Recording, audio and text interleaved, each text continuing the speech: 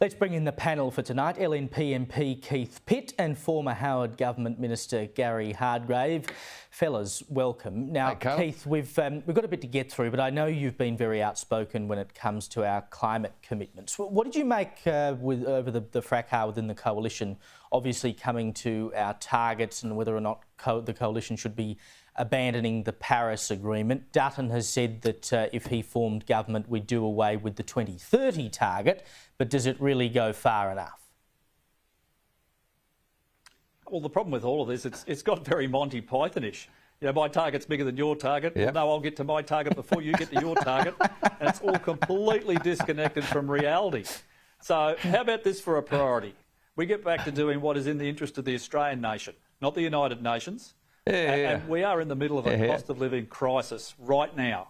And all of those poor individuals out there who are worried about losing the roof over their heads, can't pay their bills, can't pay their food bill, why don't we make them the priority? It is a very long time to 2050, and I just think this is pretty sensible from Peter Dutton. Yeah, I think so too, but I tell you what, fellas, I'll meet you at the back behind the bike sheds after the show. I'll bring the tape measure and we'll have a target measuring contest. While we're on matters of energy, Energy Australia... I thought you were going somewhere else. Yeah, I got you. Well, Energy Australia's got a new $300 million gas power station in New South Wales, but they've got all these technical issues, which means it's yet to actually deliver any power to the national market, despite opening months ago. It's the Tallawarra B plant. It's in the Illawarra region of New South Wales, opened in February, but sources have told the Australian that the delays could involve a part which apparently needs to be shipped over from the United States. I mean, Gary, this just proves how important it is to have fossil fuel energy, be it gas or coal, in the market. And, you know, we're heading into the real cool months now. We have energy that could be online that isn't there. We saw the report from the AEMO just a month or two ago that spelt out, due to gas energy going offline in South Australia, that would cause problems in SA and Victoria come summertime. We need this stuff. We don't have enough of it. We've got plenty of it in the ground, so drill, baby, drill, dig, baby, dig, I say. So let's get on and get it out and get it to use. But, you know, I can just simply say, as somebody who lives in Queensland, a few hundred kilometres to the north of where I am, and not too that far west of where Keith is in Bundy, we've got some of the world's greatest, most beautiful black coal that is more than capable of generating a lot of electricity for a lot of Australians, and at a cheap price. You know, we can actually do cheap, reliable electricity again if we could just get off all of these stupid climate targets. If Chris Bowen would take a long walk off the proverbial political short pier and just disappear wherever he happens to disappear to. I mean, I say to the people of the seat of McMahon in Western Sydney, get rid of this bloke. Because if you don't, every little old lady and little old man in Australia during the course of winter and summer will be making a decision about whether to be hot or cool or cook or have the lights on. And that's because of this bloke and his complete penchant, his whole approach to power is all about virtue signalling, keeping the United Nations happy, keeping people in Europe happy who enjoy nuclear power. We've got to get our coal back into vogue, keep using it here. We're shipping plenty of it overseas. We need to have it back. And, of course, the Victorian government, well, it's bereft of any chance of a manufacturing industry with some of this incredibly expensive electricity they've got.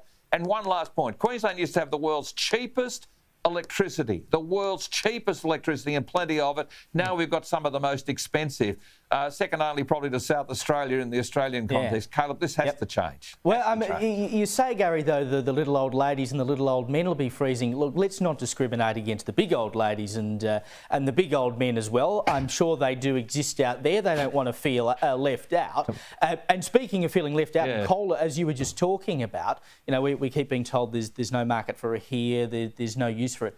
China's one place that does want it. And in fact, it's been reported today that Chinese demand for coal has helped fuel a record 25,505 coal mining jobs in New South Wales. And get this, thermal and metallurgical coal exports from New South Wales to China soared from 3.57 million to 31.9 million tonnes after Beijing removed its ban on Australian coal, Keith. That's in 1 year. And we're told, oh, no use for coal. Well, they love it in other places.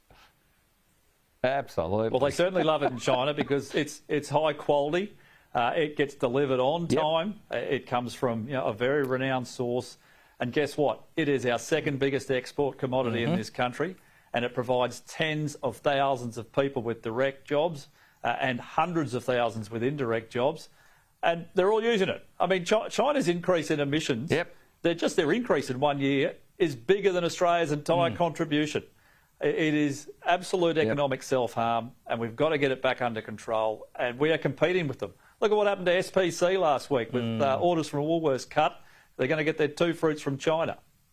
I mean, the amount of stuff we do get from China, and of course, as you say, it's all made with coal that's bought from us, and they burn it over there.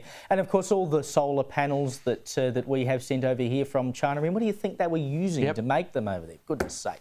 Now, the United States Consular Office in Sydney we saw today was vandalised overnight. The windows were smashed. The US consulate insignia was painted over with those upside-down triangles there. And those symbols are used by pro-Palestinian activists, and it's the second time that the consulate's been vandalised this year. The New South Wales Premier called it out, but I mean, for heaven's sake, Gary, we are how far into this now? October last year.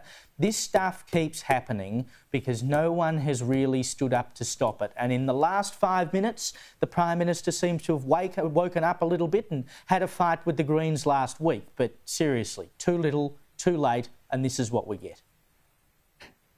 Look, Carla, we have a coward over Prime Minister. This bloke has got no courage, no conviction, and Australia is suffering as a result. We have no direction, and this lawlessness comes as a result of that void that he has created. The Americans are used to being targeted around the world, so they'll just see it as yet another attack on America by terrorists. And let's be very plain. This is not about the Palestinian people. It's not about Muslims. This is about terrorism. The Hamas people are terrorists who have killed thousands of people in Gaza and other places because of their activity. The Israelis are simply now trying to defend their right against this terrorist group who have no affinity at all to any country. They're sponsored by Iran. Joe Biden is, of course, the lead weak person in the world, but Anthony Albanese has absolutely no vision, no plan, and no courage when it comes to these matters. I mean, like last week as well, there were a couple of Taiwanese students that were bashed here in Brisbane. And I'm just simply saying our international reputation is already suffering because of the way we locked our country up during COVID. And now we've got these sorts of lawless problems and a Prime Minister who seems ill-equipped, unable to do anything that looks like it makes any sense to people like us, to the Western democracy. Caleb, we're a centre-right country, and we need people who are willing to stand for the centre-right values that have delivered this country to where it should be. 100%. I'm sorry, gents, we've run out of time. I wanted to get to Emmanuel Macron and France because, of course, he's called a snap election after the right-wing National Rally won 32% of the French votes in the EU compared to 15% of Macron's Renaissance Party. I tell you what, it's good to see. I hope there's more of it to come. But anyway, gents, thank you so much for joining me tonight.